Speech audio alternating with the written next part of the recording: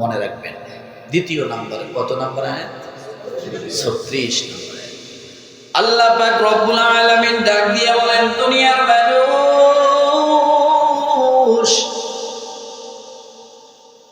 আমি আল্লাহ তাআলা আসমান যখন সৃষ্টি করলাম,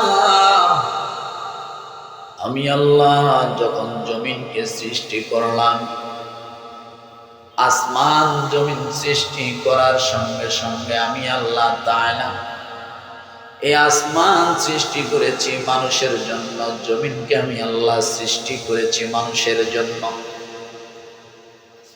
আমি আল্লাহ তাআলা আগে থেকে প্ল্যান করেছিলাম মানুষ বানাবো দুনিয়ার জমিনে। وَإِذْ قَالَ رَبُّكَ لِلْمَلَائِكَةِ إِنِّي جَاعِلٌ فِي الْأَرْضِ خَلِيفَةً। ফেরেশতা দিয়ে আমি আল্লাহ সন্তুষ্ট না, জিন জাতি দিয়ে আমি আল্লাহ সন্তুষ্ট না। আমি যাদের দ্বারা সন্তুষ্ট থাকব তাদের নাম হবে মানুষ। আর জোরে বলে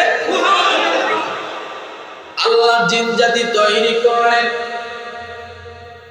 আসমান জমিন সৃষ্টি করার পরে, তৈরি করার পরে আল্লাহ জিনদেরকে পৃথিবীর জমিনে পাঠাইলেন, জমিনের উপরে পাঠাইলেন, যাও বসবাস করো। কিন্তু দেখি তারা এখানে আসার পরে তারা হাঙ্গামা করে, মারামারি করে, যুদ্ধ করে, বিগ্রহ করে, তারা বিভিন্ন ফিতনা ফাসাদ তৈরি করে। আমি আল্লাহ তাদের ফিতনা ফাসাদে আমি আল্লাহ অসন্তুষ্ট হয়ে গেলাম। কি হয়ে গেছে? আমি আল্লাহ অসন্তুষ্ট হয়ে গিয়েছি। দেখলাম যে না, এরা তো পৃথিবীর জমিনে বসবাস করার মতো না, এরা বিশৃঙ্খলা সৃষ্টি করবে। কারণ আমার মেহমান নিয়ে আসবো আমি, মেহমানরা যেখানে বসবাস করবে, আমার প্রিয় মানুষদেরকে আমি যেখানে নিয়ে আসবো, সেই জমিনগুলো তারা নষ্ট করে দেবে। আল্লাহ বলেন, এদেরকে আর পৃথিবীর জনসম্মুখে, এদেরকে আর পৃথিবীতে ইচ্ছা মতো বিচরণ করতে দেওয়া যাবে না। আল্লাহ তাআলা সঙ্গে সঙ্গে পাঠাইলেন ফেরেশতাদেরকে। ফেরেশতাদেরকে আল্লাহ হুকুম করলেন, দুনিয়ার জমিনে যাও, পৃথিবীর জমিনে যাও, ওই জিন জাতিরা যারা ফিতনা ফাসাদ সৃষ্টি করে এদেরকে পিঠায়া পিঠায়া সাগরে, জঙ্গলে, পাহাড়ের মধ্যে পাঠাও। এদেরকে আর খোলামেলা রাখা যাবে না। ভলান্টিয়ারের দায়িত্ব পালন করে কারা? কথা বলে। কষ্ট হয় আপনাদের? কালকে রাত্রে 2টা মাহফিল করছে, আজকে এখন করতেছে। এই ঠান্ডার ভিতরে বাইরে থাকা কি যে কষ্ট। স্টেজে বসছি, যে বাতাস খালি মনে হয় যে ডিপ ফ্রিজ খুললে এরকম ঠান্ডা আসতেছে, কুলাইতেই পারি। আপনারা একটু আল্লাহর রাস্তা জবানটা খুলবেন, পারবেন না? রব্বুল আলামিন ফেরেশতাদেরকে পাঠাইলেন। এবার ফেরেশতারা এসে পিঠায়া পিঠায়া একবার জিনদেরকে পাহাড়ে পাঠায় দিল, জঙ্গলে পাঠায় দিল, সাগরে নগরে পাঠায় দিল। এবার ফেরেশতাদেরকে আল্লাহ বললেন, তোমরা বসবাস করা শুরু করে দাও। ফেরেশতারা বসবাস করে, কিন্তু বসবাস করে মনের মধ্যে আস্তে আস্তে নিজেদের মধ্যে একটা আত্মতৃপ্তির ঢেকুর পাড়া শুরু করে দিল, যে জিনদেরকে আল্লাহ বসবাসের জন্য উপযোগী করেছিল, কিন্তু জিনরা থাকতে পারলো না। আমরা বিচার করলাম তাদের, আমরা হটাই দিয়েছি। আল্লাহ যেহেতু আমাদেরকে বসবাসের জন্য এখানে অনুমতি দিয়েছে, তার মানে বোঝা গেল জিনদের থেকে আমরা উত্তম, আমরাই শ্রেষ্ঠ, আমরাই ভালো, আমরাই ভদ্র। আমাদের থেকে ভদ্র, শ্রেষ্ঠ, ভালো আর কেউ হতে পারে না। ঠিক?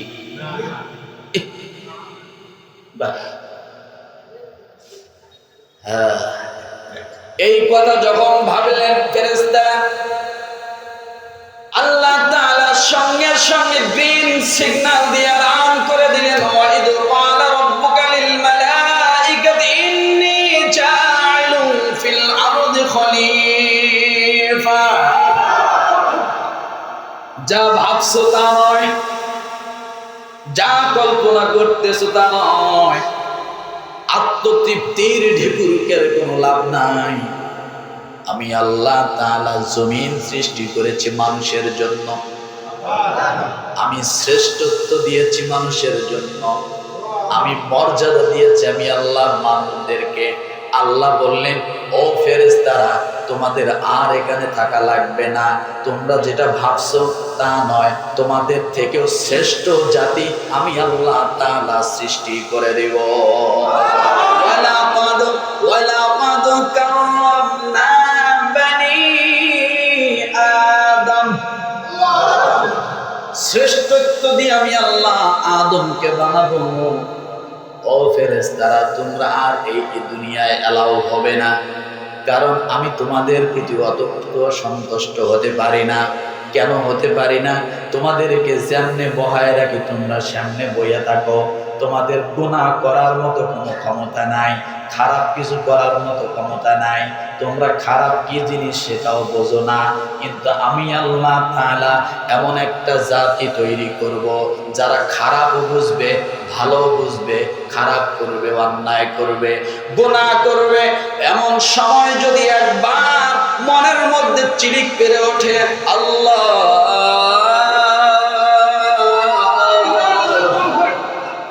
অন্যায় করে ফেলেছি, অপরাধ করে ফেলেছি, তুমি একবার যদি আমাদেরকে মাফ করে দাও তাহলে আমরা পার পাবো।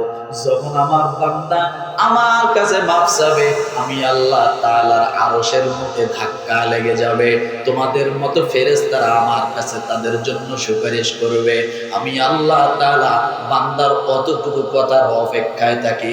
বান্দা যখন একবার ডাক দিয়ে বলে আল্লাহ মাফ করে দাও, আমি আল্লাহ রহমতের দরিয়ায় জোশ মেরে যায়। আমি আল্লাহ সাথে সাথে বান্দার জীবনের গুনাহগুলো মাফ করে দেই। এই জন্য রব্বুল আলামিন ডাক দিয়ে বলেন, ওই দুনিয়ার মানুষগুলো যখন চলবে, এই মানুষগুলোর জন্য মাসের প্রয়োজন আছে, এই মানুষগুলোর জন্য দিনের প্রয়োজন আছে, এই মানুষগুলোর জন্য রাতের প্রয়োজন আছে। আল্লাহ বলেন, হুয়াল্লাযী জাআলা লাকুমুল লাইলা লিবাসান ওয়ান নাওমা সুবাতান ওয়া জাআলান নাহারা নুশুরা। রব্বুল আলামিন ডাক দিয়ে বলে, দুনিয়ার মানুষ সারাদিন ক্লান্ত হবা, কর্ম করবা, কাজ করবা, রাতের বেলা তোমার একটু শরীরটার ক্লান্তি দূর করা দরকার। কিন্তু তুমি যদি দিনের আলোর মতোই থাকো তাহলে তোমার শরীরের ক্লান্তি দূর হবে না। দিনের বেলা তুমি ঘুমানোর চেষ্টা করবা, তোমার ঘুম আসবে না। আমি আল্লাহ তাআলা দিনের মধ্যে তখন একটা পর্দা ফালায়া দেই, একটা লেবাস পরাইয়া দেই। আমি আল্লাহ তাআলা লেবাসটা পরাই দিয়া এরপরে তুমি যখন বিছানার মধ্যে গা দিবা, দেওয়ার সঙ্গে সঙ্গে আমি আল্লাহ তাআলা তোমার চোখের মধ্যে ঘুমে স্প্রে করে দিব। তুমি যখন ঘুমায় যাবা, সঙ্গে সঙ্গে 12 ঘন্টার ক্লান্তি, 14 ঘন্টার ক্লান্তি আমি আল্লাহ তাআলা সঙ্গে সঙ্গে সব তোমার শরীর থেকে একবার মুছে পরিষ্কার করে দেব। কথা সত্য না মিথ্যা? আপনার পেট ব্যথা যতক্ষণ জীবিত, যতক্ষণ আপনি সজাগ আছেন, ততক্ষণ পেট ব্যথা। আপনার চোখে যখন আল্লাহ ঘুম স্প্রে করে দেয়, আপনার পেট ব্যথা থাকে না, শরীর ব্যথা। আপনি যতক্ষণ জাগনা আছেন ব্যথা ভালো হয় না, ব্যথা করতেই থাকে। কিন্তু যখন আপনার চোখে ঘুম স্প্রে আসে, সঙ্গে সঙ্গে আপনার ব্যথা ভালো হয়ে যায়। অর্থাৎ আল্লাহ তাআলা হায়ার অ্যান্টিবায়োটিক নামে, ঘুম নামের একটা ওষুধ দিলেন বান্দারে। তোমার শরীরের যত রোগ থাকুক না কেন, যত অসুবিধা থাকুক না কেন, যত ক্লান্তি থাকুক না কেন, শুধুমাত্র চোখের মধ্যে ঘুম আসবে, আসার সঙ্গে সঙ্গে আমি আল্লাহ সব রোগের সমাধান করে দেব। নাকি ঘুমাইতেছে না পেট ব্যথা করতেছে, কান ব্যথা করতেছে, এরকম বুক ব্যথা করতেছে, এরকম না? তাহলে ঘুম একটা কি মানুষের জন্য?